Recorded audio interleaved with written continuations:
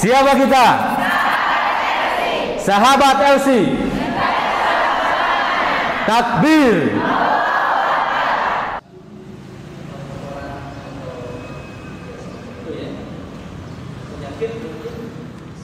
Bismillahirrahmanirrahim.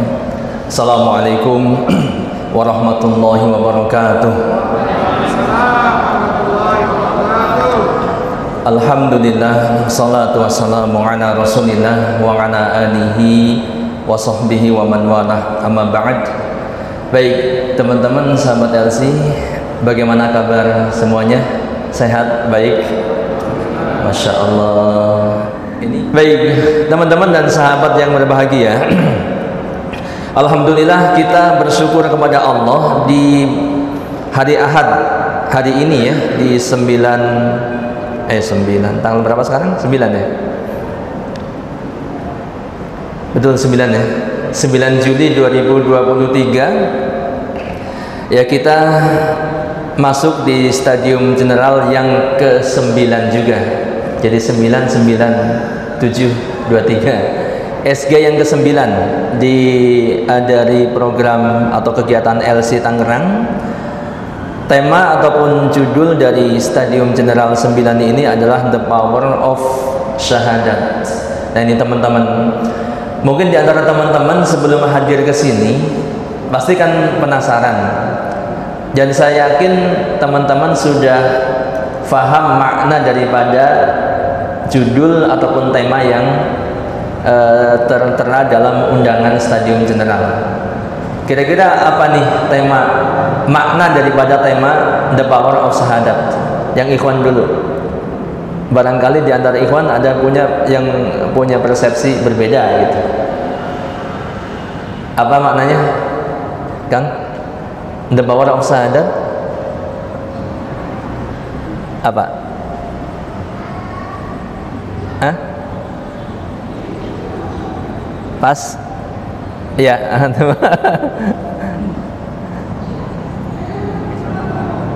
Hah? Mengesahkan Allah. The Power of Syahadat, mengesahkan Allah. Oke, masuk di salah satu maknanya. Tapi arti secara letterleknya apa, teman-teman, akhwat? Power apa power? Hah? Kekuatan ya. Jadi kalau kita maknai secara letterlek berarti kekuatan syahadat, atau bisa kita maknakan dengan dahsyatnya syahadat. Jadi syahadat itu punya power, punya kedahsyatan yang sangat luar biasa. Ini barangkali atau bahkan mungkin mayoritas, kalau kita bilang kenapa mayoritas, memang sebagian besar dari kaum muslimin itu banyak yang mungkin belum paham makna ya, kemudian kandungan, konsekuensi, syarat-syarat, rukun-rukun, dan juga kedahsyatan daripada syahadat yang dia miliki. Ini saya yakin banyak sekali. Dan mungkin di antara teman-teman yang hadir di sini pun, kalau saya suruh sebutkan minimal 3 atau 2 saja dahsyatnya syahadat, oke lah, syahadat la ilaha illallah, mungkin ada yang bingung menyebutkannya atau belum tahu. Siap ditunjuk? Apa kira-kira? Coba angkat tangan satu aja, ikhwan, satu akhwat. Kira-kira kedahsyatan syahadat apa? Ayo angkat tangan, nggak ditunjuk.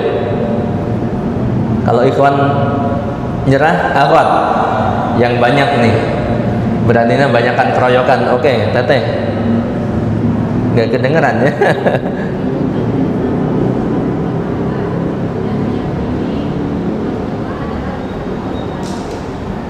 Oke, itu berarti makna daripada syahadat. Ya, belum mengena kepada dahsyatnya. Sebab itulah syahadat yang saya maksud, yang kita maksud. Tapi dahsyatnya apa gitu? Masih?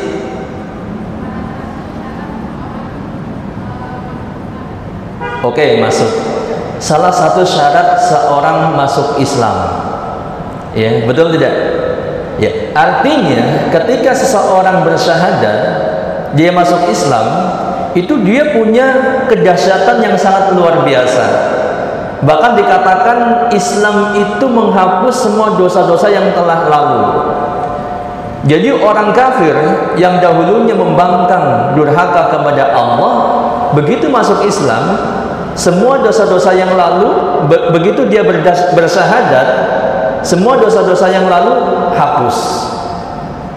Dan semua amal baiknya yang dulu dia kerjakan ketika kafir, itu menjadi pahala baginya setelah dia bersyahadat masuk Islam.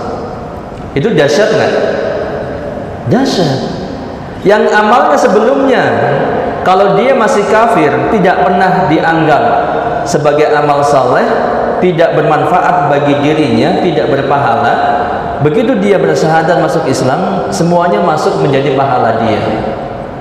Ya, misalkan dia bersedekah, membangun masjid semasa dia kafir, belum muslim, ya, itu nggak dianggap apa-apa tuh, nggak bermanfaat bagi dia. Tapi begitu dia muslim, pahala itu atau amal itu pahalanya masuk kepada dia, walaupun dia kerjakan dahulu sebelum dia muslim. Nah, itu salah satu dahsyatnya. Kita akan lihat nanti. Ini ada panitia ya, kayaknya kurang enak nih mic-nya ya. Saya coba pakai ini ya. Ini mana nih? Ini powernya. Tes. Enakan ini. Iya ya, betul Pak.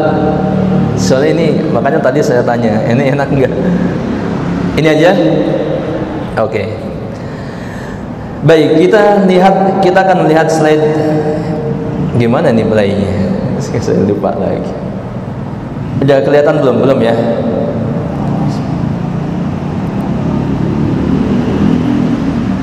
Muncul? Ada, adik. Oke. Baik.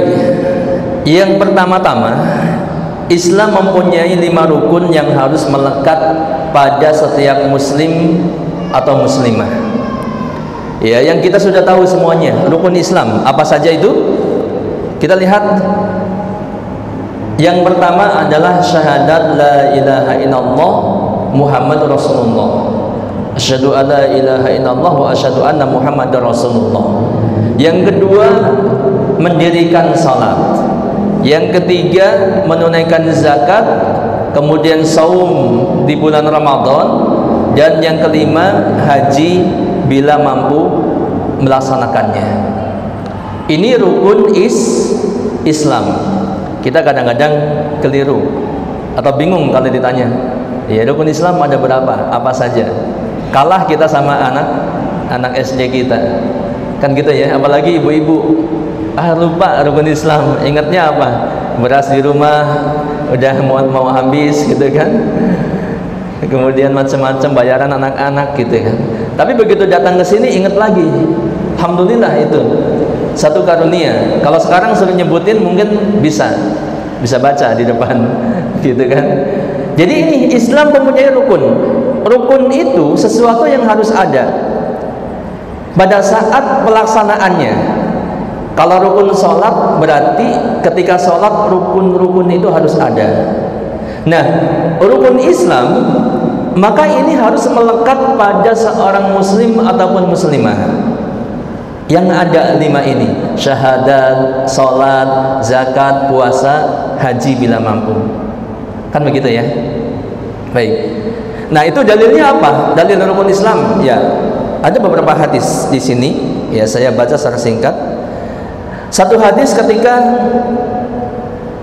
Rasulullah SAW pernah ditanya oleh malaikat Jibril, yang waktu itu malaikat Jibril itu turun atau datang kepada Nabi, ya, kemudian duduk di hadapan Nabi, bahkan mendekatkan lututnya kepada lutut Nabi, ya, yang semua orang waktu itu para sahabat tidak tahu kalau itu malaikat Jibril, ya, tapi tidak kenal dengan orang ini. Tidak ada tanda-tanda perjalanan jauh, tapi anehnya nggak kenal. Kalau orang sekitaran harusnya kan kenal, begitu ya. Kok ini mati semua? Oh, satu ini kali ya, satu saklar ya. Nah, Jibril alaihissalam bertanya kepada Rasulullah, yang kurang lebih ya bunyi hadisnya, ya Muhammad, akhbirni anil Islam. Wahai Muhammad, kabarkan kepadaku tentang Islam. Maka Rasulullah SAW menjawab, al-Islam antashhada alla ilaha illallah wa anna Muhammadar Rasulullah wa tuqimas shalah wa tutiyaz zakah wa tasuma Ramadan wa hajjil baita in istata'ta ilaihi sabila. Rukun Islam yang disebutkan tadi itu Islam ya, sehingga ini menjadi rukun Islam. Begitu dasarnya. Kemudian hadis yang kedua, kita ingat hadis tentang bunyal Islam ala khamsin. Islam itu dibangun atas 5 perkara, 5 hal atau 5 pilar. Ya syahadat la ilaha illallah Muhammadur Rasulullah, ya salat, zakat, puasa atau haji, puasa. Ya yang di hadis kedua ini redaksinya sedikit dibalik. Tapi intinya sama 5 hal ini. Begitu. Di dalamnya ada syahadat la ilaha illallah, la ilaha illallah. Jadi seseorang ketika masuk Islam, maka dia harus bersyahadat. Nah ini, ketika syahadat adalah salah satu rukun Islam yang paling pokok, bahkan sebelum sholat, sebelum zakat, sebelum puasa, sebelum haji, maka yang pertama harus syahadat. Maka syarat seseorang non muslim, ya ini jangan dipahami kita yang sudah lahir dari orang tua muslim, ya kemudian kalau begitu kita harus syahadat lagi dong. Enggak. Yang lahir dari keluarga muslim sudah otomatis muslimah. Ya, tidak harus bersyahadat meskipun di masa baliknya. Sebab tidak ada riwayat para sahabat yang lahir dari orang tuanya muslim kemudian ketika balik bersyahadat lagi. Pun demikian generasi seterusnya sampai sekarang nggak ada. Jadi kalau ada orang atau aliran yang mengatakan ente harus syahadat lagi setelah baliknya, maka nggak usah dihiraukan. Sebab kita semua lahir dari keluarga muslim dan otomatis menjadi muslim, gitu ya. Nah, non muslim masuk Islam maka dia harus mengikrarkan 2 kalimat syahadat. Ini pintu gerbangnya, gitu ya. Pintu gerbangnya syahadat. Kalau belum bersyahadat berarti tidak diakui atau statusnya tidak atau belum menjadi muslim. Baik, selanjutnya the power of syahadat. Mohon maaf, Pak panitia mana? Ini udah pas belum? Lurus udah enak dilihat. Nanti percuma kalau nggak enak ya. Keagungan, keutamaan, kedahsyatan syahadat. Kita lihat apa yang tertera dalam slide ini. Yang pertama, syahadat la ilaha illallah. Yang ini merupakan kalimat tauhid, gitu kan? Ini merupakan tujuan penciptaan manusia. Begitu ya. Jadi syahadat la ilaha illallah ini adalah merupakan tujuan penciptaan manusia. Diciptakannya manusia ini adalah untuk mewujudkan la ilaha illallah, untuk beribadah hanya kepada Allah. Ingat surat Ad-Dzariyat ayat 56. A'udzu billahi minasyaitonir rajim wa ma khalaqtul jinna wal insa illa liya'budun. Dan tidaklah aku menciptakan jin dan manusia kecuali untuk beribadah kepada Allah, kepadaku. Kata Ibnu Abbas, liya'budun artinya liyuwahiduni, untuk mentauhidkan Allah. Ya, karena memang ibadah itu muaranya semua adalah kepada tauhid, untuk mentauhidkan Allah Subhanahu wa taala. Jadi syahadat la ilaha illallah merupakan tujuan penciptaan manusia, jin dan manusia, kita semua diciptakan untuk merealisasikan, mewujudkan la ilaha illallah, ya, mengakui tiada ilah yang berhak diibadahi kecuali Allah, untuk hanya beribadah kepada Allah Subhanahu wa taala saja, ya. Yang kedua, syahadat merupakan rukun Islam yang paling agung. Tadi sebelum sholat, zakat, puasa, dan haji itu syahadat dulu, ya. A'dhamu arkanul Islam, rukun Islam yang paling agung, syahadat. Begitu ya. Nah, dalilnya apa? Ya tadi, al-Islam antasyhada alla ilaha illallah wa anna Muhammadar Rasulullah wa tuqimas shalah wa tutiyaz zakah wa tasuma Ramadan wa tahujjal baita in istata'ta ilaihi sabila. Al-Islam yang rukun Islam tadi, syahadat la ilaha illallah wa anna Muhammadar Rasulullah. Syahadat la ilaha illallah Muhammadar Rasulullah. Menunaikan salat, ya, mengerjakan salat, menunaikan zakat, puasa, dan haji. Kan begitu. Jadi yang paling pertama apa? Syahadat. Jadi rukun Islam yang paling agung. Dahsyat nggak? Bahkan jadi pintu gerbang. Seorang tidak akan disebut muslim kalau tidak bersyahadat. Kan begitu. Dan setelah bersyahadat tadi, ya, semua dosa-dosa dia yang lalu dalam masa kekafirannya dihapuskan, ya, bahkan bisa jadi beralih menjadi pahala-pahala buat dia, ya. Berarti dia selamat dari api neraka kalau dia istiqomah sampai meninggalnya, dan berbahagia masuk surga. Siapapun orangnya, ya, sebesar apapun, sebanyak apapun dosanya, kalau dia muslim, beriman kepada Allah, asal bukan dosa syirik, maka insya Allah pasti akan masuk surga. Begitu. Jadi dengan Islam, dengan bersyahadat itu, dia sudah mempunyai power yang sangat luar biasa, ya, mempunyai kedahsyatan yang sangat luar biasa. Yang ketiga, alam semesta tegak di atas syahadat la ilaha illallah, di atas tauhid la ilaha illallah. Sejenak teman-teman kita merenung, ya. Sekarang kita dalam kondisi Masya Allah tenang, tentram, nyaman, ya, walaupun agak panas karena dimatiin kipasnya, gitu kan, tapi nggak ada bahaya, ya. Maksudnya apa?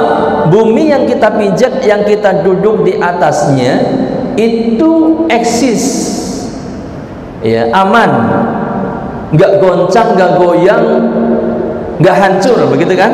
Betul nggak? Ini sebab apa? Sebab tauhid, sebab la ilaha illallah, ya. Kenapa begitu? Iya. Jadi alam semesta ini, antara bumi dengan matahari, dengan tata surya yang lain, bintang-bintang, ya, planet-planet, kemudian dengan semua yang ada, itu eksis karena la ilaha illallah. Karena ilah itu satu, tiada ilah kecuali Allah, ya. Sebab kalau ada ilah yang lain yang benar-benar dia itu Tuhan, pasti bumi kita akan hancur, pasti alam akan hancur. Kenapa? Iya, pasti. Sebab Tuhan-Tuhan yang ada, kalau mereka adalah Tuhan, benar-benar Tuhan, mempunyai kekuatan sebagaimana kekuatan Tuhan masing-masingnya, di antara Tuhan-Tuhan itu pasti akan bersaing untuk menjadi yang super power, sehingga antara Tuhan yang satu dengan yang lain apa? Iya, kayak geng-gengan, geng satu sama yang lain berantem.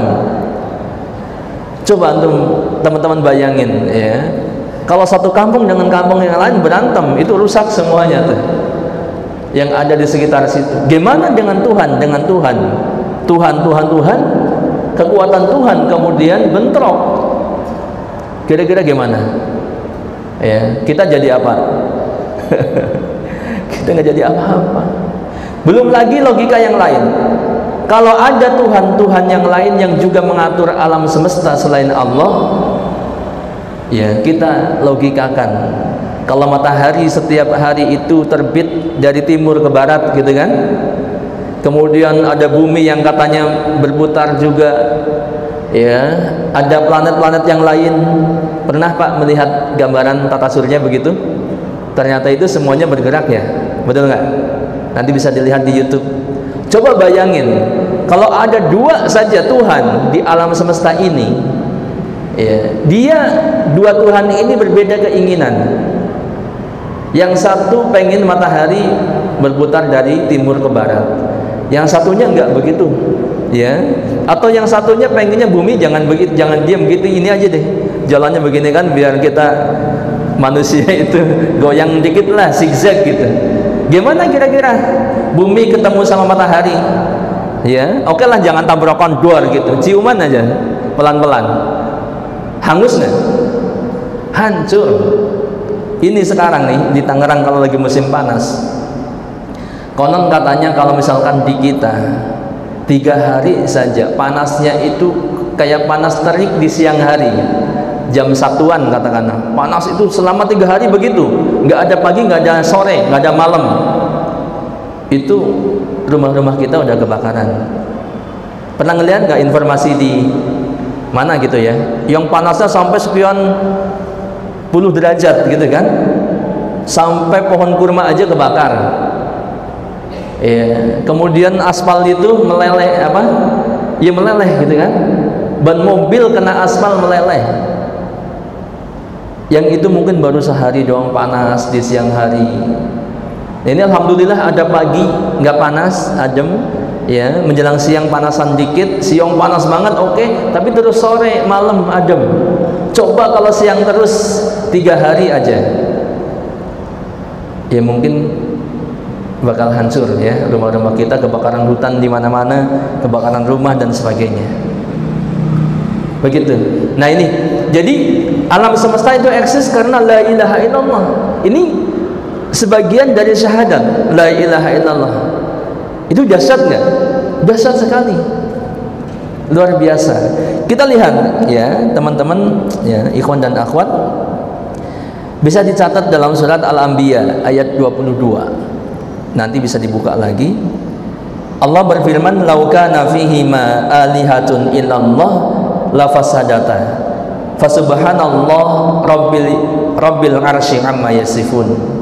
Kalau sekiranya ada ilah-ilah yang lain, ya, selain Allah, jadi atas keduanya atau di antara keduanya, laukana fihima, di antara keduanya itu antara langit dan bumi, ya, di alam semesta ini kalau ada ilah Tuhan-Tuhan yang lain selain Allah, kata Allah, la fasadata, pasti hancur binasa. Ya logikanya tadi, begitu kan? Ketika eksis sampai nanti Allah tentukan hancurnya, memang Allah sudah kehendaki begitu, maka begitu eksis alam semesta ini karena Allah, ilah itu satu, yaitu Allah, tidak ada ilah yang lain. Adapun ilah-ilah sesembahan-sesembahan yang dipercayai oleh orang lain, itu bukan ilah, bukan Tuhan, sama sekali bukan Tuhan. Bahkan tidak sedikit pun dia bisa andil dalam penciptaan manusia, dalam penciptaan alam semesta, termasuk memberi rezeki. Semuanya Allah yang mengaturnya. Ini dahsyatnya la ilaha illallah, syahadat la ilaha illallah. Kita ringkas. Yang keempat, dahsyatnya syahadat. Siapa yang berbuat syirik dan meninggalkan tauhid la ilaha illallah, maka akan kekal di neraka. Berarti sebaliknya, yang bertauhid dia akan masuk surga dan selamat dari neraka. Ya. Jadi kita bisa melihat keutamaan, kedahsyatan la ilaha illallah yang diistilahkan tauhid ini ketika kita menyelami keburukan lawan daripada tauhid, yaitu syirik. Maka di sini dikatakan, siapa yang berbuat syirik dan meninggalkan tauhid, maka dia akan kekal di di neraka. Bahayanya syirik. Berarti ini utamanya dasarnya tauhid. Kalau bertauhid, dia nggak akan kekal di neraka. Walaupun seburuk apapun orang itu, kalau dia bertauhid, dia akan mentas dari neraka dan ujung-ujungnya masuk surga. Dahsyat luar biasa. Kita lihat tentang syirik ini, ya. Surat Al-Maidah ayat 72. Laqad kafara alladziina qalu innallaha huwal masihu ibnu Maryam. Sungguh telah kafir orang-orang yang mengatakan bahwa sesungguhnya Allah itu adalah Isa bin Maryam. Jadi orang-orang Nasrani yang mengakui Isa sebagai Tuhan itu kafir, dikatakan kafir. Ya ahlul kitab kafir. Orang-orang musyrik kafir. Ya, enggak usah ragu. Jangan mau diragukan juga sama orang-orang. Jangan gitu dong. Jangan nyebut mereka kafir dong. Ya, kan mereka mungkin aja beriman misalnya. Tapi jelas innalladzina kafaru min ahlil kitabi wal musyrikin, gitu kan? Innalladzina kafaru, sesungguhnya orang-orang yang kafaru, yang kafir, min ahlil kitab wal musyrikin. Jadi orang-orang ahlul kitab dan musyrikin. Berarti ahlul kitab juga kafir kalau dia tidak mengakui la ilaha illallah dan kenabian atau kerasulan Nabi Muhammad sallallahu alaihi wasallam. Begitu. Nah, kita lihat wa qala al-masihu ya bani Israil a'budullah rabbi wa rabbakum innahu may yusyrik billah faqad harramallahu alaihi al-jannah wa ma'wahu an-nar wa ma lidh-dhalimin min ansar. Ini poinnya. Sesungguhnya siapa yang mempersekutukan sesuatu dengan Allah, niscaya Allah mengharamkan baginya surga dan tempat kembalinya, tempatnya ialah neraka. Tidaklah ada bagi orang-orang yang zalim itu seorang penolong pun. Teman-teman, ikhwan akhwat, ini prinsipnya, ya, jauhi dosa syirik. Sebab syirik kalau dibawa mati, Allah haramkan pelakunya mendapatkan surga, ya. Innahu may yusyrik billah faqad haramallahu alaihi jannah. Diharamkan masuk surga, berarti dia tempatnya di neraka selama-lamanya. Begitu. Oke. Yang kelima, Allah Subhanahu wa taala tidak mengampuni dosa syirik jika pelakunya mati sebelum bertaubat. Innallaha la yaghfiru an yushraka bihi wa yaghfiru ma duna dzalika liman yasha wa may yusyrik billah faqad iftara itsman 'azima. Kita sedang menyelami bahaya dosa syirik. Dengan menyelami bahaya dosa syirik, berarti kita mengetahui dahsyatnya tauhid. Kan begitu? Betul tidak? Iya. Dengan menyelami bahayanya lawan daripada tauhid, berarti kita sedang menggali bagaimana dahsyatnya tauhid. Ya, sebab orang yang berbuat syirik, Allah katakan innallaha la yaghfiru ay yushraka bih. Allah tidak akan mengampuni dosa syirik. Wa yaghfiru ma duna dzalika liman yasha. Dan Allah mengampuni semua dosa selain daripada itu. Selain daripada syirik bagi orang yang Dia kehendaki. Jadi semua dosa besar, sebesar apapun selain syirik, boleh jadi Allah ampuni. Maka yang penting jangan syirik, dengan tetap menjauhi dosa-dosa besar, berusaha, ya. Kalau ternyata sudah berusaha kemudian jatuh juga, asal jangan syirik, maka insya Allah kita akan selamat. Boleh jadi dosa-dosa itu diampuni oleh Allah, walaupun kita belum bertobat sebelum matinya. Tapi kalau syirik nggak bertobat di bawah mati, sudah divonis begitu, Allah tidak akan mengampuni dosa syirik. Ya, innahu may yusyrik billah faqad haramallahu alaihi jannah. Orang yang berbuat syirik mati membawa dosa syirik, Allah haramkan masuk surga. Begitu, ini prinsip-prinsipnya, ya. Kemudian yang keenam, ya, Siapa yang memegang teguh syahadat, berarti ini ada kaitannya dengan syahadat la ilaha illallah maksudnya, dan tidak berbuat syirik, pada akhirnya akan masuk surga sebesar apapun dosanya. Tadi sudah disinggung-singgung. Kita lihat ada satu gambaran hadis. Ini hadis kabar gembira yang sangat luar biasa buat kita. Saya akan bacakan kisah hadisnya. Rasulullah SAW pernah bersabda, yang maknanya seorang laki-laki dari umatku, kata beliau, dipanggil di hadapan para makhluk pada hari kiamat.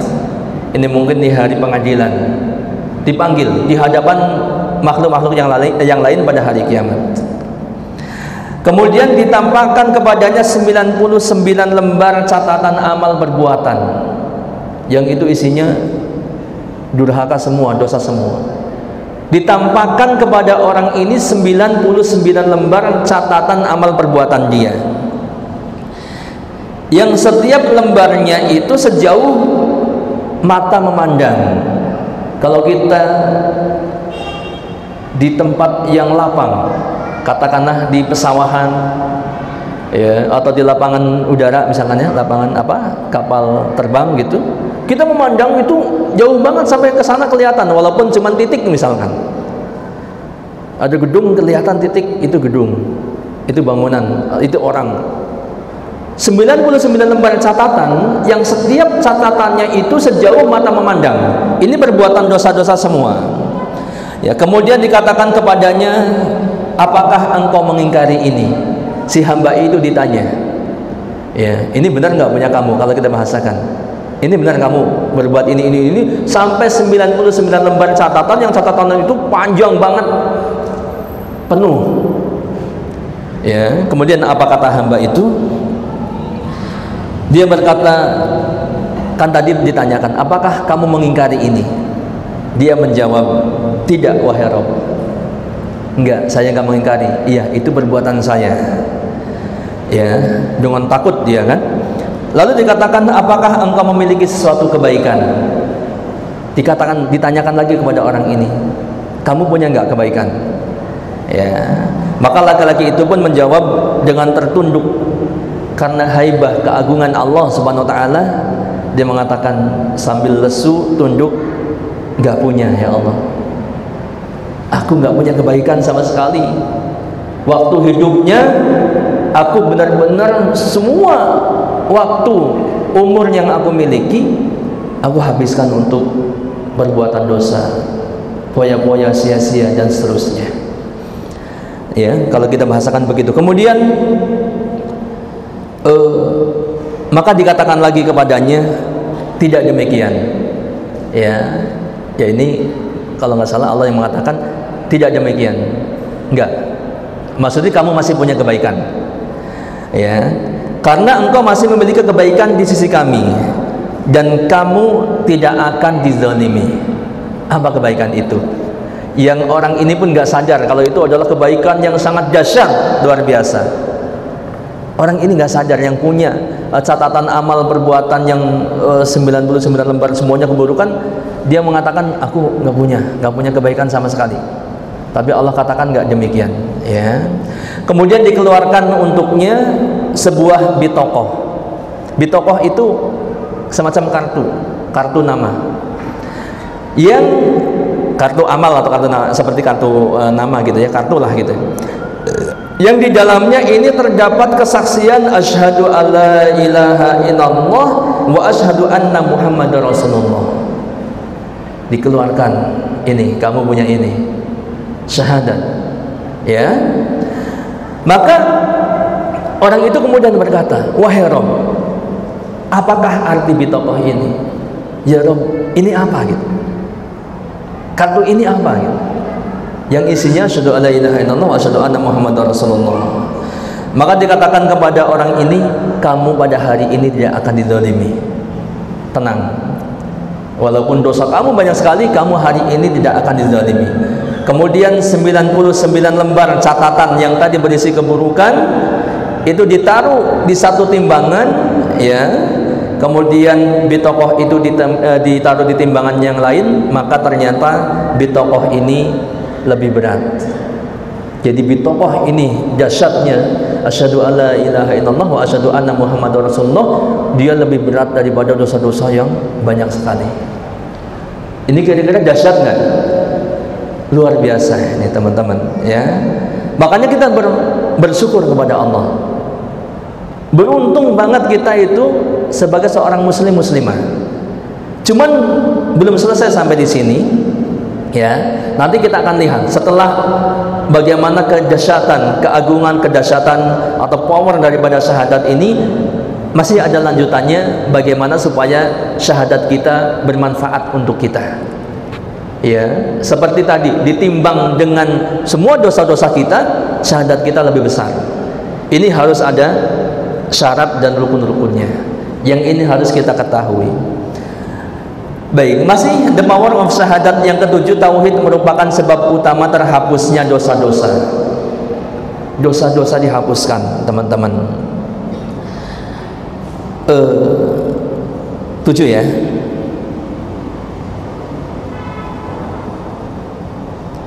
Baik. Dalam hadis riwayat Tirmizi, Rasulullah SAW, Allah berfirman, hadis qudsi ya. Allah berfirman, hadis qudsi sudah tahu kan ya maksudnya ya. Jadi hadis qudsi itu salah satu atau termasuk firman Allah, tapi tidak tercantum dalam Al-Quran. Jadi ini makanya disebutkan Allah berfirman, tapi redaksinya itu dari Rasulullah SAW. Ya, Rasulullah menyampaikan firman Allah, tapi ini tidak tercantum dalam Al-Quran. Ini istilahnya hadis qudsi. Allah berfirman, ya bena Adam. Ya, ini terkait nomor 7. Ya bena Adam, innaka law ataitani biqurabil ardi khataya summa lakitani la tusyrik bi syai'an la ataituka biqurabiha magfirah, yang artinya, wahai anak Adam. Siapa? Kita semua manusia. Seandainya engkau datang, kata Allah, datang menemuiku dengan membawa kesalahan dosa sepenuh bumi. Ingat, sepenuh bumi, bukan sepenuh rumah kita, bukan sepenuh masjid ini, ya, bukan sepenuh Tangerang doang, sepenuh bumi, teman-teman, ya. Membawa dosa sepenuh bumi, namun dalam keadaan tidak berbuat syirik kepadaku, tidak menyekutukanku, ya, dengan suatu apapun, niscaya, kata Allah, aku akan mendatangimu, menemuimu dengan membawa maghfirah, ampunan sepenuh bumi pula, lunas semuanya. Asal tidak berbuat syirik, boleh jadi Allah ampuni, gitu kan? Ini dahsyat enggak? Dahsyat syahadat la ilaha illallah Muhammadar Rasulullah, dan kita bersih dari syirik, dosa-dosa kita kemungkinan diampuni oleh Allah Subhanahu wa taala. Bahkan dikatakan la ataituka, aku akan datang kepadamu. Bukan Allah tunggu, kamu saya tunggu di sini, saya akan ampuni. Allah datang menemui kita, Allah ampuni. Artinya Allah aktif menyambut dan mengampuni dosa-dosa kita. Dahsyat power syahadat, luar biasa. Ya, oke, singkat. Yang ke-8, barang siapa yang tauhidnya tidak tercemar dengan kesyirikan sedikit pun, maka dia termasuk orang-orang yang mendapat hidayah dan keamanan dari Allah. Yang syahadatnya tidak dicemari, tidak dikotori oleh syirik, dia termasuk orang-orang yang mendapatkan hidayah dan keamanan dari Allah dunia dan akhirat. Ya, teman-teman bisa lihat dalam surat Al-An'am 82. Alladzina amanu wa lam yalbisu imanahum bidzulmin ulaika lahumul amnu wa hum muhtadun. Orang-orang yang beriman dan tidak mencemari keimanan mereka dengan kesyirikan, mereka itulah orang-orang yang mendapat keamanan dan hidayah. orang yang beriman tidak mencampuri keimanannya dengan kesyirikan, mereka dapat hidayah dan keamanan, gitu kan? Yang ke-9, syahadat la ilaha illallah adalah hak Allah yang paling besar. Ada sebuah hadis mengatakan, ya, apa hak Allah atas hambanya dan apa hak hamba atas Allah. Maka di hadis itu dikatakan hak Allah atas hambanya adalah si hamba itu beribadah kepada Allah dan tidak mempersekutukannya. Dan hak hambanya atas Allah untuk orang yang berbuat tauhid, yang berpegang teguh kepada tauhid ini, Allah memasukkannya ke dalam jannah. Itu ringkasnya. Ada hadis ketika beliau berpesan atau bertanya kepada Mu'adz radhiyallahu anhu. Intinya begitu, ya, kita ringkas. Baik, nah ini sahabat dan teman-teman, agar syahadat kita memberi manfaat untuk kita, agar syahadat memberi manfaat untuk kita. Sebab boleh jadi orang yang bersyahadat tapi syahadatnya tidak memberi manfaat untuk dia. Jadi syahadatnya itu nggak punya power untuk dia. Ingat ya, syahadat dia, bukan syahadat secara mandiri, bukan. Kalau syahadat secara mandiri jelas ini punya power yang luar biasa. Tapi orang per orang boleh jadi syahadat dia nggak bermanfaat. Maka perlu kita tahu, ya. Dan teman-teman yang hadir di sini, alhamdulillah, ini bisa dipegang kencang-kencang sama kita, supaya syahadat kita tadi punya power yang luar biasa. Ya, apa saja? Maka ini harus terpenuhi syarat-syarat dan juga rukun-rukunnya diantaranya. Gitu. Nggak usah bingung. Ini gampang kok. Ya. Kita lihat yang pertama, rukun daripada la ilaha illallah. Ya, ini mempunyai dua rukun. Yang pertama, ya, bahasanya adalah an-nafyu, yaitu peniadaan. Ini rukun la ilaha illallah. Yang pertama adalah nafyu, penafian, peniadaan. Ini terdapat dalam kalimat apa? Enggak kelihatan di sini ya. Ini kalimat la ilaha. Tidak ada ilah. Jadi semua ilah itu enggak ada.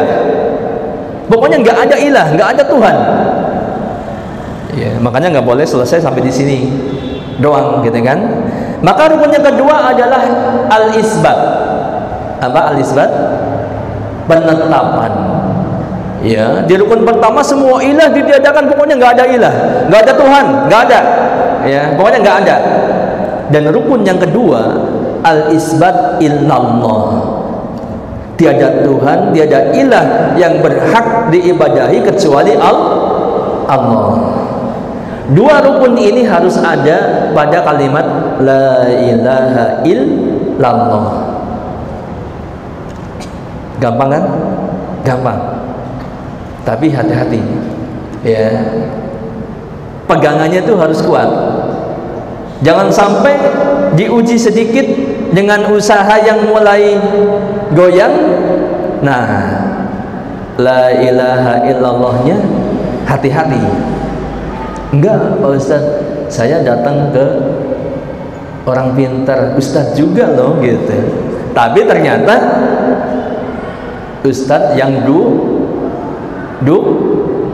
dukun. Ada nggak begitu? Pura-pura Ustaz tapi dukun. Ya, pakaiannya mungkin lebih putih daripada kita, tapi aslinya dukun. Ya, sebab ini bukan kayak Ustadz nih, cara-cara ngasih apa namanya, ya, saran-sarannya supaya usaha kamu lancar, rezekinya lancar. Aneh begitu. Kalau Ustadz mungkin ya banyak istighfar begitu kan, kemudian beramal soleh, bersedekah, pintu-pintu rezeki sudah, semuanya sudah, bahkan ada bukunya sudah dicetak, disusun, ya, amalan-amalan yang memang sesuai sunnah gitu. Bukan kayak datang ke Pak Kiai, ya, supaya rezekinya ini kamu nanti ya motong ayam yang hitam semua, ya, kemudian kepalanya ditanam di pojokan rumah belakang. Itu bukan ustadz yang kayak gitu. Itu dukun gitu. Jadi jangan begitu. Ya artinya dua rukun an-nafsi wal isbat ini harus pegang kuat-kuat gitu ya. Oke. Nah ini di dalam Al-Quran ada beberapa ayat yang menjelaskan tentang hal ini. Faman yakfur bit-taghut. Nah ini penafian, nafyu. Jadi menafikan taghut, ilah-ilah yang lain selain Allah itu nggak ada ilah gitu. Taghut, tahu kan taghut ini ya tadi termasuk yang diibadahi selain Allah itu taghut. Wa yu'min billah. Nah ini rukun yang kedua, dan dia beriman kepada Allah. Al-isbat, ya, penetapan. Jadi imannya hanya Allah, meyakini hanya Allah sebagai ilah yang berhak untuk diibadahi, maka dia faqad istamsaka bil urwatil wusqa la infisama laha. Maka sesungguhnya dia telah berpegang kepada buhul tali yang teramat kuat, yaitu la ilaha illallah, yang ini akan membawanya kepada surga. Yang kedua, rukun daripada syahadat Muhammad Rasulullah sallallahu alaihi wasallam. Rukunnya pun ada dua, ini pun ringkas, walaupun konsekuensinya itu banyak, nanti kita akan rincikan. Ya, saya sampaikan ringkas. Rukun syahadat Muhammadur Rasulullah adalah ini, yang dicetak tebal ini, abduhu wa rasuluhu wa rasuluh. Jadi Nabi Muhammad SAW itu abduhu, Abdullah, hamba Allah, akan tetapi juga rasuluhu, Rasul Allah. Ya, ini masya Allah kalimat yang luar biasa. Dengan abduhu, kata-kata abduhu itu ini menafikan, meniadakan, membuang, menghilangkan apa? Ifrat. Ya, supaya manusia itu tidak gulu, berlebih-lebihan kepada Nabi Muhammad SAW. Kenapa? Sebab Nabi Muhammad itu bukan Tuhan, bukan anak Tuhan, tapi abduhu, hamba Tuhan, hamba Allah. Ingat begitu. Maka kita tidak boleh berdoa meminta apapun itu, ya, rezeki, sehat, jodoh, ya, keselamatan kepada Nabi Muhammad, nggak boleh. Ya, tidak boleh. Kalau minta itu semua kepada Allah. Tapi ingat, Nabi Muhammad itu adalah wa rasuluhu, Rasul Allah. Kita pun nggak boleh, ya, dilarang keras meremehkan Nabi Muhammad SAW. Jangan sampai ada yang bilang, wah, Muhammad kan manusia biasa. Ya, dikatakan dalam Al-Quran, ana basyarum mislukum, aku itu manusia seperti kalian. Iya, tapi ingat bahwa beliau adalah Rasul Allah. Maka ini menafikan tafrid, meremehkan. Meskipun beliau hamba Allah, ya, hamba seperti yang lain hamba, tapi beliau punya keistimewaan, yaitu Rasul Allah, yang harus ditaati semua perkataannya, harus diimani semua apa yang diajarkannya, dan seterusnya. Nanti kita akan bahas lebih lanjut, kan begitu ya. Nah ini pentingnya. Jadi Muhammad Rasulullah abduhu wa rasuluhu, ya, Muhammad hamba Allah, tapi ingat bukan sembarang hamba yang terbaik, dan Rasul Allah, pilihan Allah Subhanahu wa ta'ala. Oke, sedikit lagi syarat-syarat la ilaha illallah. Tadi kan dikatakan, ya, supaya syahadat kita bermanfaat maka harus terpenuhi syarat dan rukunnya. Kalau tadi rukun sudah, ya. Oh ya, nanti ini untuk slide-nya memang sengaja atau mungkin belum sempat ditampilkan dalilnya, akan panjang lebar soalnya, ya. Nanti teman-teman insya Allah kalau yang membutuhkan materi ini, nanti filenya bisa didapat ke panitia, ya, dengan WA atau Telegram, nanti dikirim.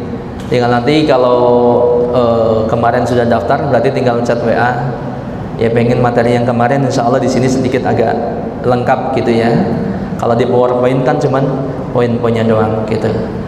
Jadi gitu, bisa diambil nanti, nggak usah khawatir. Kalau mau catat boleh, silahkan, nama-nama suratnya dan sebagainya atau poin-poinnya. Tapi untuk lebih lengkap insya Allah bisa didapatkan. Karena ilmu memang untuk dibagikan gitu kan ya. Tapi sementara teman-teman bisa fokus kepada materi atau yang menyampaikan supaya lebih bisa menyerap, begitu ya.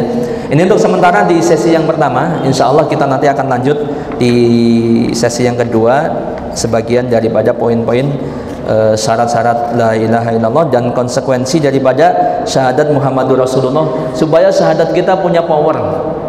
Jangan sampai kita muslim, kita punya syahadat, tapi syahadat kita masing-masing pribadi kita nih, jangan-jangan nggak ada manfaatnya. Kenapa?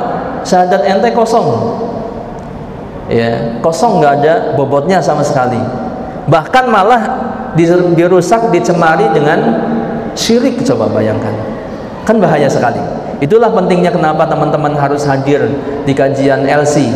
Walaupun kita tidak menafikan kajian yang lain, insya Allah bagus, tapi di LC insya Allah nggak ada kata tidak serius. Semuanya kita sampaikan dengan serius. Memang tujuan kita dakwah, bukan sekedar mengumpulkan teman-teman hadir di sini, ya, ngopi, coffee break, kemudian ada snack kecil-kecilan, ketemu teman-teman sudah. Bukan. Kita dakwah serius kepada teman-teman dengan segala keterbatasan kita. Masing-masing kita punya keterbatasan, punya kekurangan. Yang itu mohon dimaafkan. Tapi lihat apa yang disampaikan, ini bagian daripada usaha kita untuk memberikan penyuluhan kepada masyarakat. Wallahu a'lam bishawab. Ini yang dapat disampaikan di sesi pertama. Saya kembalikan kepada Kak Decah untuk dilanjutkan susunan acaranya. Terima kasih. Wassalamualaikum warahmatullahi wabarakatuh. Baik, kita lanjut ya. Sudah sedikit refresh, insya Allah mudah-mudahan bisa lebih fokus lagi. Baik, kita masuk di syarat la ilaha illallah. Kalau tadi rukunnya an-nafyu wal isbat, nafyu dan isbat, peniadaan dan penetapan, meniadakan syarik ataupun sekutu-sekutu, ilah-ilah selain Allah, dan menetapkan hanya Allah ilah yang berhak diibadahi. Kemudian kita masuk pada syarat-syarat la ilaha illallah, yang ini harus ada pada setiap muslim. Berarti ini sangat penting untuk kita. Jadi la ilaha illallah yang kita pegang itu ada syarat-syaratnya supaya la ilaha illallah itu bermanfaat untuk kita. Begitu ya. Kalau syarat-syarat ini tidak terpenuhi, berarti la ilaha illallah kita kosong, ya, pepesan kosong, nggak ada manfaatnya, begitu ya. Seolah-olah demikian. Yang pertama adalah al-ilmu, yaitu ilmu ataupun pengetahuan tentang arti la ilaha illallah. Jadi ilmu yang dimaksud di sini ilmu secara global. Semua kita harus tahu atau mengilmui tentang la ilaha illallah. Makna yang paling benar la ilaha illallah adalah la ma'buda bil haqqi illallah. Tidak ada ilah yang berhak diibadahi dengan benar kecuali hanya Allah. Jadi tidak cukup hanya meyakini tidak ada Tuhan selain Allah, sebab akan ada Tuhan-Tuhan yang lain. Nanti dimaknai Tuhan-Tuhan yang lain juga Allah, ya. Jadi tidak ada ilah yang hak untuk diibadahi kecuali Allah. Orang bilang mungkin ada ilah-ilah yang lain, agama lain bilang Tuhannya ini, agama yang lain Tuhannya anu, Tuhannya itu, ya. Tapi ilah yang hak untuk diibadahi hanyalah Allah. Ilah yang sesungguhnya satu-satunya yaitu Allah. Gitu. Ini secara global. Adapun rinciannya nanti bisa dipelajari, tapi globalnya kita harus mengilmui. Yang kedua, al-yakin, bahwa dalam la ilaha illallah kita itu harus ada keyakinan tentang kebenaran syahadahnya. Jadi kita harus yakin dengan apa yang kita ucapkan dari syahadat la ilaha illallah. Maka dalam surat Al-Hujurat ayat yang ke-15 Allah berfirman, innamal mu'minuna alladzina amanu billah wa rasulihi summa lam yartabu wa jahadu bi amwalihim wa anfusihim fi sabilillah ulaika humus shadiqun. Sesungguhnya orang-orang yang beriman hanyalah orang-orang yang beriman kepada Allah dan Rasul-Nya, kemudian mereka tidak ragu-ragu, yakin, tidak ragu. Gak boleh ada keraguan dalam syahadat kita. Kita udah bersyahadat asyhadu an la ilaha illallah wa asyhadu anna muhammadar rasulullah, tapi ragu, benar gak sih la ilaha illallah muhammadar rasulullah benar gak nih? Kalau ada keraguan, maka ini harus ditepis, dibuang jauh-jauh. Harus yakin tentang syahadat la ilaha illallah muhammadar rasulullah. Ketika kita yakin, maka ganjarannya, balasannya adalah jannah. Kita lihat hadis Nabi riwayat Muslim nomor 46. Man laqita min wara'i hadzal ha'id yashhadu an la ilaha illallah mustaiqinan biha qalbuhu fabashirhu bil jannah. Barang siapa yang berjumpa, oh iya, itu keropak infak ya? Iya. Silakan ini teman-teman dari panitia mengedarkan keropak infak. Ini seperti biasa, memang setiap SG kita ada penggalangan dana. Ya, bukan untuk saya, bukan. Saya nggak digaji dari itu, tapi itu untuk kembali kegiatan dakwah. Jadi kalau kita dari Bogor ke Tangerang itu, kalau untuk Tangerang biasanya kalau yang jarak-jarak kayak Tangerang, kemudian mungkin sampai Bandung gitu ya. Kalau Bandung lebih jauh, ya kita biasanya habis sampai 5 atau 6 juta untuk semua acara kita ini. Ya, jadi ada transport dari sana ke sini, kemudian ada coffee break, ada sertifikat dan sebagainya. Ini demi terlaksananya dakwah. Jadi semuanya ini adalah untuk Allah. Jadi kalau teman-teman berinfak melalui LC, baik sekarang maupun nanti via transfer, karena kita memang juga menggalang dana untuk dakwah dan sosial, ini semuanya untuk Allah. Ya, sama sekali bukan untuk pribadi Pak Anas ataupun teman-teman, tidak. Ya, silakan. Jadi yang terbaik untuk infaknya, semuanya pahalanya kembali kepada teman-teman. Yang belum ngasih boleh ngasih lagi nanti kalau tadi sudah kelewat dari ibu-ibunya ataupun bapak-bapaknya, ya. Yang intinya, dan kita punya kewajiban untuk menolong dakwah. Allah berfirman, ya ayyuhalladzina amanu in tansurullah yansurkum wa yusabbit aqdamakum. Wahai orang-orang yang beriman, jika kalian menolong agama Allah, niscaya Allah pasti menolong kalian dan meneguhkan langkah-langkah kalian, kaki-kaki kalian. Jadi kalau kita tolong agama Allah, Allah pasti menolong kita. Kalau kita sudah menolong, kalau Allah sudah menolong kita, maka semuanya pasti akan beres, akan baik-baik saja. Tidak akan berkurang harta yang kita infakkan untuk dakwah, justru semakin berkah, dan Allah akan ganti dengan yang lebih baik lagi, pasti. Kalau teman-teman ikhlas nih, sekarang lagi nggak punya duit, saya punya sekian, saya kasih sekian untuk LC, ya insya Allah pasti nanti sampai rumah atau sebelum sampai rumah udah ada gantinya, insya Allah. Ya, karena saya sering membuktikan itu. Ketika saya sedekah, saya jualan online misalkan, begitu habis sedekah buat orang tua, nanti nggak lama atau malam atau besoknya ternyata ada yang pesan dari jualan online itu. Dulu tapi ya, sekarang udah nggak jualan. Memang begitu. Ini benar kata orang-orang, kata ustadz-ustadz, bahwa sedekah itu pasti akan diganti. Begitu.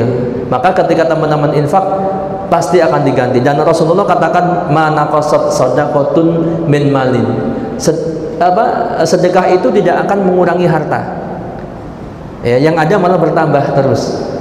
Bertambah. Coba ya, nanti teman-teman buktikan, rutin berinfak, baik di masjid, di LC ataupun dimanapun, silahkan. Yang sedang usaha pasti lancar usahanya. Ya, yang pengen sehat insya Allah disehatkan. Ya, yang lagi menempuh pendidikan dimudahkan. asal ikhlas karena Allah Subhanahu wa taala. Begitu ya. Jadi silakan teman-teman dilanjutkan kelompok infaknya. Insyaallah ini bagian daripada infak fisabilillah. Baik, kita kembali fokus kepada materi ya. Yang kedua al-yakin, yang pada intinya harus yakin ya. Nah, tadi hadis sudah dibacakan ya, yang artinya barang siapa yang berjumpa denganmu ya di balik dinding ini dan dia bersaksi bahwa tidak ada ilah yang berhak diibadahi selain Allah, dan dia meyakini dengan hatinya dari persaksian syahadat dia itu, dia yakin dari hatinya, nggak ada keraguan, maka dikatakan berilah kabar gembira bahwa dia akan masuk jannah, akan masuk surga. Kalau ada orang nih ikhwan, di balik itu ada orang yang dia orang muslim yang sudah bersyahadat dan dia yakin dengan syahadatnya itu, kasih kabar gembira kalau antum masuk surga, akan masuk surga. Begitu ya, karena tadi prinsip yang tadi kan sudah disebutkan, kalau dia tauhidnya kuat, istiqomah sampai meninggal, walaupun catatan amalnya 99 lembar catatan keburukan yang masing-masingnya panjang ya, banyak banget, tapi begitu dia adalah orang yang bertauhid dan bersih, tauhidnya murni, maka dia selamat. Kan begitu. Ini prinsip banget gitu ya. Yang ketiga, al-inqiyad. Dalam syahadatnya itu harus ada inqiyad, tunduk melaksanakan kandungan-kandungannya. Begitu. Jadi bukan syahadat diucapkan, diikrarkan dengan lisan, akan tetapi nggak ada inqiyad, nggak ada ketundukan. Nah, inilah yang tadi saya katakan, jangan-jangan syahadat kita, syahadat teman-teman, syahadat orang-orang itu pepesan kosong. Ya, syahadat makan kencang-kencang, asyhadu alla ilaha illallah wa asyhadu anna muhammadar rasulullah. Terus diulang-ulang begitu ya. Sholawat kencang, tapi kandungan-kandungannya nggak dilaksanakan. Nah, begitu. Jadi harus tunduk patuh kepada melaksanakan kandungannya. Kita lihat surat Al-Baqarah. Ya, misalkan di dalam Al-Quran kan Allah banyak melarang tentang riba. Ketika kita bersyahadat asyhadu alla ilaha illallah wa anna muhammadar rasulullah, ya kita tunduk patuh kepada larangan Allah, kepada perintah Allah, pada aturan Allah. Tinggalkan riba. Gitu kan? Dan yang lain sebagainya ya. Misalkan perintah untuk taat kepada Allah dan Rasulnya, surat An-Nisa 59, ya ayyuhalladzina amanu atii'ullaha wa atii'ur rasul wa ulil amri minkum, dan seterusnya. Wahai orang-orang yang beriman, taatilah Allah dan Rasulnya dan ulil amri di antara kalian. Ya, jadi diperintahkan untuk tunduk kepada syahadat la ilaha illallah Muhammadur Rasulullah, al-inqiyad singkatnya. Yang keempat, al-qabul.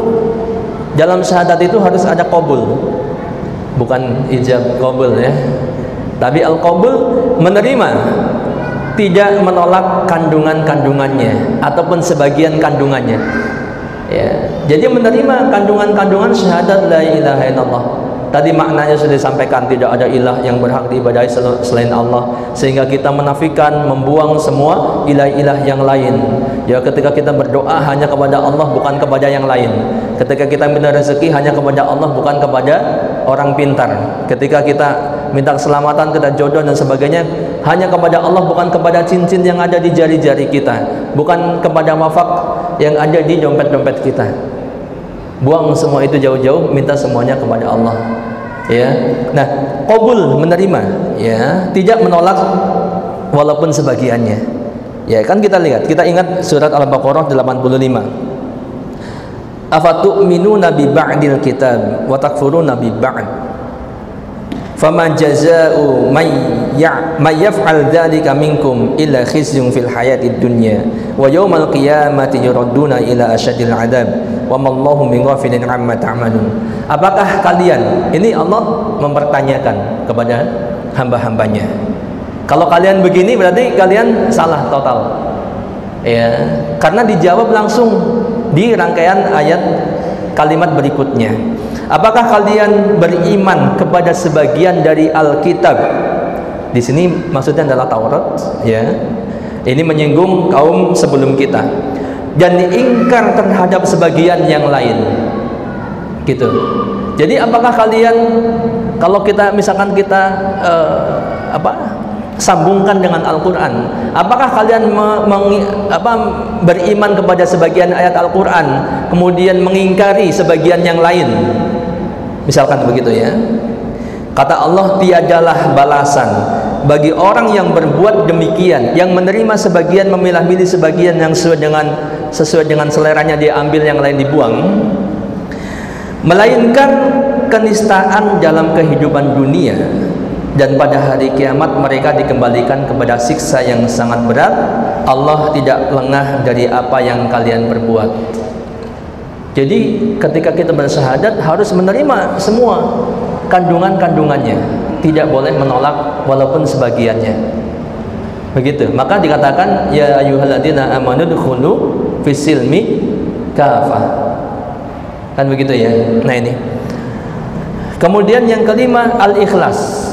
Syahadat kita harus ikhlas karena Allah Subhanahu wa taala.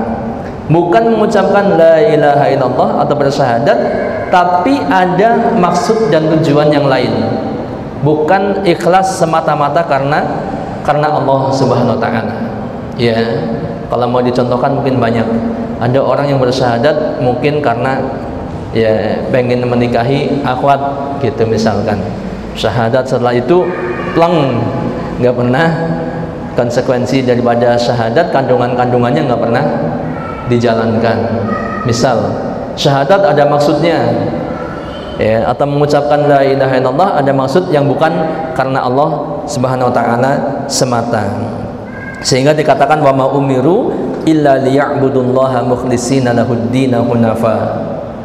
Dan mereka tidak diperintahkan kecuali beribadah kepada Allah dengan mengikhlaskan. Jadi ikhlas, ya, mengikhlaskan agama baginya, bagi Allah Subhanahu wa taala. Rasulullah sallallahu alaihi wasallam bersabda, as'adun nas bi syafa'ati man qala la ilaha illallah khalisan min qalbihi. Orang yang paling bahagia,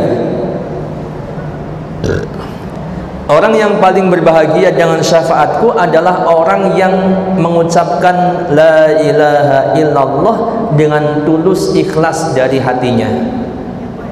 Syahadat la ilaha illallah ikhlas. Orang paling bahagia dapat syafaat Nabi, orang yang mengucapkan la ilaha illallah dengan ikhlas. Ini luar biasa, ya. Kemudian yang keenam, as-sidqu. Sidik, jujur. Syahadatnya jujur. Bukan pura-pura, ya. Bukan tidak jujur, bohong-bohongan, pura-pura gitu kan. Jadi maksud dengan jujur adalah bahwa syahadat yang diucapkannya itu benar-benar meresap di dalam hati, bukan hanya di mulut saja, lisan saja, tapi di hatinya enggak meresap gitu. Jadi syahadat yang dia ucapkan harus jujur, ya, benar-benar dari hatinya. Man qala la ilaha illallah shadiqan min qalbihi dakhalal jannah. Barang siapa yang mengucapkan la ilaha illallah dengan jujur dari hatinya, niscaya dia masuk surga. Gitu ya. Jadi bukan sekedar nyanyi la ilaha illallah tapi nggak sampai ke hati, gitu kan. Maka ucapan la ilaha illallah ataupun syahadat yang kita ucapkan harus jujur dari dalam hati. Yang ketujuh dari syarat la ilaha illallah yang terakhir ini, syaratnya adalah al-mahabbah, kecintaan. Jadi cinta kepada la ilaha illallah, bukan diucapin setiap saat tapi nggak ada cinta, gitu ya. Ada orang-orang yang menjadikan tandingan-tandingan selain Allah dan dia mencintai tandingan-tandingan itu. Ya, sedangkan orang-orang yang beriman maka mencintai Allah dengan cinta yang sangat kuat. Wa minan nasi may yattakhidhu min dunillahi andada yuhibbunahum ka hubbillah walladzina amanu ashaddu hubban lillah. Dan di antara manusia ada orang-orang yang menyembah tandingan-tandingan selain Allah. Mereka mencintainya sebagaimana mereka mencintai Allah. Adapun orang-orang yang beriman amat cinta kepada Allah. nih kita. Ya mereka orang-orang musyrik pun mencintai Tuhan-Tuhan mereka ataupun sesembahan-sesembahan mereka. Ya, togut-togut yang mereka sembah selain Allah. Baik sembah secara langsung maupun yang mereka yakini punya kekuatan, punya karisma, punya kekuatan supranatural dan sebagainya. Mereka mencintai togut-togut itu. Adapun kita orang yang beriman harus mencintai Allah dengan kecintaan yang sangat besar, dan pastinya kufur terhadap togut. Wa may yakfur bit togut wa yu'min billah. Kan tadi rukun daripada la ilaha illallah, kufur kepada togut dan beriman hanya kepada Allah. Ingat ya, togut itu diantaranya adalah semua yang diibadahi selain Allah dan dia ridho. Ya, semua yang diibadahi selain Allah dan dia ridho. Kalau yang diibadahi ya selain Allah tapi tidak ridho, itu bukan togut. Seperti Nabi Isa alaihissalam, itu kan dijadikan Tuhan ya, disembah juga, tapi Nabi Isa tidak ridho. Justru Nabi Isa menyeru untuk menyembah Allah semata. Begitu. Nah, adapun sesembahan-sembahan mereka itu togut-togut itu harus kita ingkari. Begitu. Nah, ini syarat la ilaha illallah ada 7. Kalau disingkat al-ilmu, al-yakin, al-inqiyad, al-qabul, al-ikhlas, as-sidqu dan al-mahabbah. Ada 7. Ini mudah diingat dan masing-masing ini bisa kita upayakan untuk sempurna. Walaupun levelnya tentunya berbeda-beda. Gitu ya. Antara kita satu dengan yang lain berbeda. Antara kita dengan ulama jelas berbeda. Antara kita dengan apalagi para sahabat pasti berbeda. Mereka jauh lebih baik daripada keimanan kita. Baik, selanjutnya adalah singkat saja konsekuensi syahadat Muhammad Rasulullah. Kalau tadi rukun daripada syahadat Muhammad Rasulullah adalah abduhu wa rasuluhu, hamba Allah dan rasulnya. Jadi Nabi Muhammad itu hamba Allah. Supaya kita tidak berlebihan menjadikan beliau sebagai Tuhan atau tempat meminta, berdoa dan sebagainya. Karena beliau hamba Allah. Akan tetapi jangan juga kemudian merendahkan, menyepelekan beliau. Kenapa? Karena beliau adalah Rasul Allah Subhanahu wa taala. Dan dalam Muhammad Rasulullah sebagai Rasul, ya, kita ada konsekuensi atau mungkin ini boleh dibilang rukun daripada Muhammad Rasul Allah, ya, harus ada dalam diri kita. Yang pertama adalah ta'atuhu fima amara, mentaati semua yang diperintahkan oleh Rasulullah sallallahu alaihi wasallam. Jadi semua yang diperintahkan oleh beliau itu harus ditaati. Ya, sebab Rasulullah itu berbicara bukan dari hawa nafsunya. Dan kita diperintahkan untuk taat kepada beliau. Wa ati'ullah wa rasulahu in kuntum mu'minin.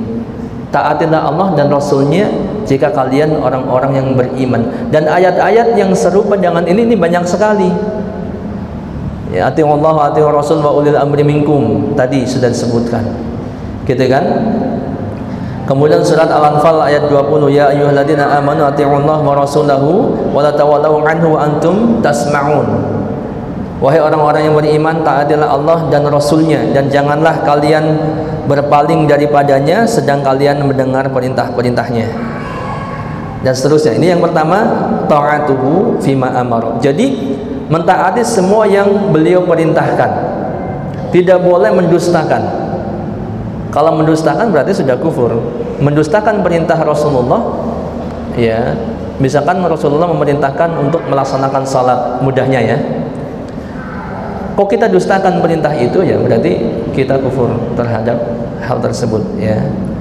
Yang kedua, wa tasdiquhu fima akhbara, membenarkan semua perkara yang beliau kabarkan, ya. Sebab sesungguhnya apa yang beliau bawa semuanya ini adalah kebenaran dan merupakan wahyu dari Allah Azza wa Jalla. Jadi membenarkan semua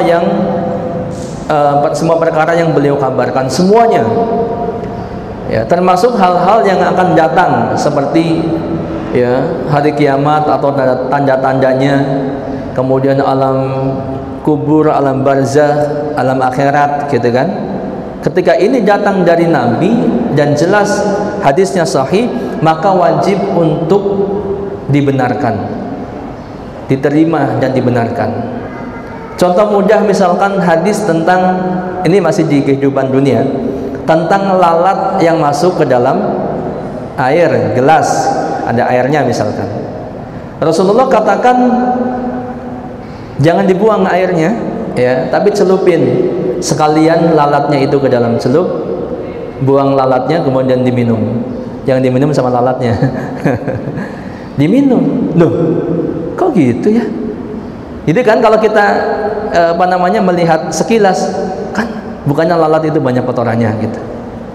Ya, ternyata begitu zaman-zaman kesini, ya, ada yang meneliti dalam satu sayap lalat itu ada racun atau kotoran atau ya semacam itu ya, penyakit mungkin. Sayap yang lain ternyata ada penawarnya, kan begitu ya. Jadi impas, begitu nyemplung dicelupin ada racun ada penawar, kan beres kan. Nah ini makanya kita yakini apa yang disampaikan oleh beliau. Zaman dulu nggak ada yang meneliti seperti itu, tapi Rasulullah katakan demikian dan ini tepat, ya, benar. Ini membuktikan kenabian dan kerasulan beliau sallallahu alaihi wasallam. Oke, yang jelas membenarkan semua perkara yang beliau kabarkan. Jangan didustakan, jangan disangkal, ya. Yang ketiga, wajtinabu ma naha anhu wa zajar. Menjauhi semua yang beliau larang dan yang beliau peringatkan. Jadi apa-apa yang dilarang oleh beliau pun walaupun tidak terdapat dalam Al-Qur'an. Ustaz, saya cari-cari di dalam Al-Qur'an nggak ada. Iya, adanya di hadis, yaitu hadis Rasulullah SAW melarang hal itu, kita benarkan. Maksudnya kita jauhi, ya, kita taati beliau, kita jauhi apa-apa yang beliau larang dan beliau peringatkan, begitu ya. Dalam Al-Quran surat Al-Hasyr ayat yang ke-7, dan ini ketaatan kepada Rasulullah dikatakan ketaatan yang mutlak, yang berdiri sendiri, gitu. Wa ma atakumur rasul fakhudhuhu wa ma nahakum anhu fantahu wattaqullaha innallaha syadidul iqab. Dan apa yang Rasulullah datangkan kepada kalian, apa yang dibawa oleh Rasulullah yang didatangkan kepada kita, maka ambillah. Dan apa yang dilarang oleh beliau kepada kalian darinya, maka jauhilah dan bertakwalah kepada Allah, karena sesungguhnya Allah sangat keras siksanya. Jadi menjauhi semua yang beliau larang. Sebelum tadi juga diperintahkan untuk membenarkan perkara yang beliau kabarkan. Begitu ya, ini jelas mudah ya, mudah dipahami maksudnya. Yang keempat, wa alla yu'badallah illa bima syara'. Tidak beribadah kepada Allah Azza wa Jalla kecuali dengan apa yang beliau syariatkan. Jadi kita beribadah kepada Allah hanya melihat, mencontoh, meniru, mengikuti apa yang beliau syariatkan. Ini juga mudah. Ya, artinya apa? Artinya kita tidak perlu membuat-buat, membikin-bikin, mengada-adakan satu hal-hal yang tidak beliau ajarkan. Gitu ya. Tentunya ini perlu pendalaman, begitu ya. Tapi intinya semua mayoritas, kebanyakan daripada apa yang kita kerjakan dari ibadah-ibadah itu memang sudah mengikuti beliau, ya, seperti sholat 5 waktu, begitu kan. Kemudian sholat subuh 2 rakaat, zuhur 4 rakaat, asar 4 rakaat. Ada yang asar 5 rakaat? Nggak ada kan? Berarti sudah sesuai belum? Sesuai, ya. Maghrib 3 rakaat, kemudian isya. Ada isya 100 rakaat, ada nggak? Ada yang viral itu kan kemarin ya. Bisa gitu, bisa katanya. Dijawabnya sama ustadznya begitu. 100 rakaat itu buat sebulan apa seminggu gitu? Sebulan? Seminggu. Itu kan menyimpang jelas. Rasulullah tidak pernah mengajarkan begitu. Jangan seperti itu, tidak perlu begitu. Begitu kan? Kaifiyah? Al-kafiyah atau apa? Imamnya dia makmumnya ada laki-lakinya, imamnya perempuan, gitu ya. Nanti ada lagi ngaco nggak itu? Jangan diikutin kayak gitu. Rasulullah tidak mengajarkan yang dia ucapkan, banyak sekali kacaunya, gitu kan? Kita ikutin aja Rasulullah. Ya, beribadah kepada Allah dengan apa yang beliau sallallahu alaihi wasallam syariatkan. Ya, puasa dan sebagainya gitu. Nggak usah diada-adakan, ditambah-tambahkan. Nah, ini teman-teman konsekuensi daripada syahadat Muhammadur Rasulullah. Yang pertama adalah mentaati semua yang beliau perintahkan. Yang kedua membenarkan semua perkara yang beliau kabarkan. Yang ketiga menjauhi semua yang beliau larang dan beliau peringatkan. Yang keempat tidak beribadah kepada Allah kecuali dengan apa yang beliau syariatkan. Artinya kalau kita beribadah harus meneladani Rasulullah SAW. Walaupun kalau kualitas jelas tidak akan bisa menyamai beliau, jangankan beliau, para sahabat pun kita tidak akan bisa menyamai, para ulama pun kita tidak akan bisa menyamai. Tapi pokok-pokoknya sama, ya, tidak perlu ya menambah-nambahkan atau mengada-adakan hal yang tidak beliau ajarkan. Nah, kemudian yang terakhir tentunya kita bersyukur kepada Allah atas hidayah Islam yang Allah anugerahkan kepada kita, ya, dimulai dari syahadat kita. Kalau ada yang mualaf yang sebelumnya, kalau yang sudah muslim otomatis kita muslim, kita punya syahadat asyhadu alla ilaha illallah wa asyhadu anna muhammadar rasulullah, yang kedahsyatannya, powernya itu sangat luar biasa. Tadi dari awal ya sudah dijelaskan, luar biasa, ya, tentunya tidak mungkin diulas kembali sekarang. Ya, walaupun itu sangat luar biasa, yang paling berkesan mungkin ada orang yang datang kepada Allah dengan dosa sepenuh bumi, ya. Tadi anak ibaratkan bukan sepenuh masjid ini, bukan sepenuh rumah kita, bukan sepenuh Tangerang doang, Banten doang, kemudian Jawa Barat. Allah katakan, maka saya akan datang kepada dia dengan ampunan sepenuh bumi pula lunas. Boleh jadi Allah ampuni semuanya. Itu gara-gara dia apa? Punya tauhid la ilaha illallah Muhammadur Rasulullah. 99 lembar catatan yang masing-masingnya sejauh mata memandang. Dia punya bitokoh asyhadu alla ilaha illallah wa asyhadu anna Muhammadar Rasulullah, ditimbang antara dosa-dosa dia dengan kartu syahadat ini, maka syahadat ini lebih menang, lebih berat. Artinya dia selamat. Ya, dan seterusnya dan seterusnya. Wallahu a'lam bishawab. Ini yang dapat disampaikan karena waktunya juga terbatas. Masih ada sesi pembagian sertifikat dan lain-lain, supaya tidak terburu-buru ya, karena waktu zuhur juga semakin mendekat. Jadi anak cukupkan. Tentunya tidak sangat mendetail pembahasannya, karena anak rasa ini juga kalau terlalu mendetail juga teman-teman akan terlalu berat gitu ya. Tapi memang namanya belajar itu harus bertahap. Nggak ada orang yang naik sepeda tiba-tiba langsung bisa. Seperti berenang pun demikian ya. Saya jadi ingat anak saya masih kecil, baru pertama sekali nyemplung kolam renang di pinggir laut. Kebetulan ada kolam renang yang dibuat pakai terpal di pinggir laut ya. Katanya, Usama kok kamu begitu langsung nyemplung begitu? Katanya pengen kayak ikan. Karena dia ngelihat ikan di akuarium di rumah, pengen kayak ikan. Untung saya di sampingnya. Saya nggak nyangka kalau dia langsung begini, jadi langsung gelagapan. Ya, pun demikian naik sepeda, nggak ada yang tiba-tiba langsung bisa, nggak ada. Coba datangkan kepada saya orang yang nggak pernah naik sepeda, nggak bisa dikasih sepeda langsung bisa. Anak rasa nggak ada. Dia pun belajar demikian. Harus bertahap memang, pelan-pelan nggak apa-apa. Ya, pelan-pelan nggak apa-apa. Kita kadang melihat seorang ustadz yang menyampaikan materi kayaknya semuanya tahu segala macam. Iya, ustadz itu dari dulu udah belajar. Kalau antum belajar kayak ustadz dari dulu, antum mungkin lebih jago daripada ustadz itu. Ya, apalagi saya misalnya yang hanya begini. Artinya apa? Kalau kita terus-menerus belajar dan belajar, ya walaupun sekedar hadir di pengajian, mendengar di ceramah, di YouTube, di radio, di rekaman dan sebagainya, membaca buku, itu terus akan semuanya nanti lama-kelamaan masuk semuanya gitu kan. Dan ini cikal bakal hidayah kita. Makanya pengetahuan itu sangat penting. Fa'lam annahu la ilaha illallah. Ya, ilmuilah, ketahuilah sesungguhnya la ilaha illallah, tidak ada ilah yang berhak diibadahi selain Allah. Untuk itu penting untuk terus hadir dalam kajian-kajian, baik di kajian LC maupun kajian-kajian yang lain. Ajak teman-temannya, ya, karena ini bagian dari ibadah yang luar biasa.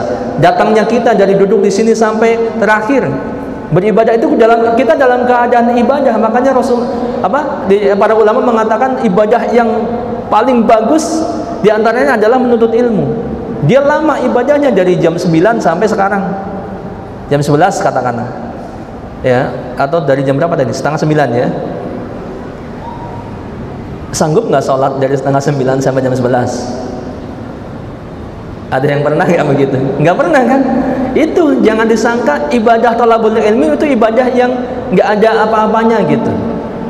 Itu ibadah yang paling utama, menuntut ilmu.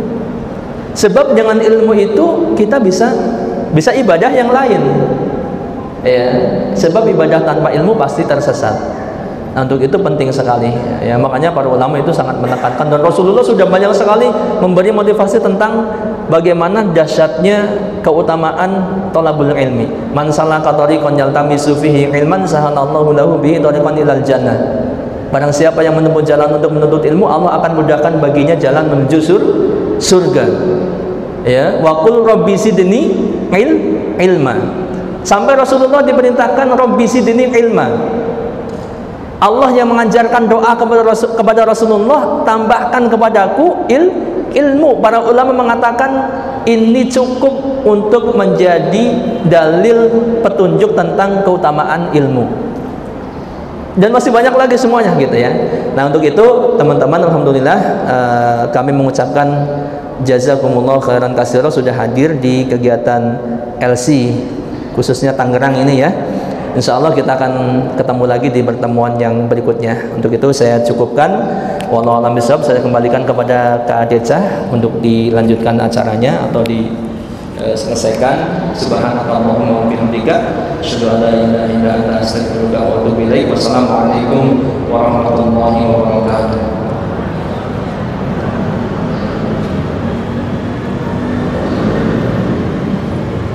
Siapa kita? Sahabat LC. Takbir.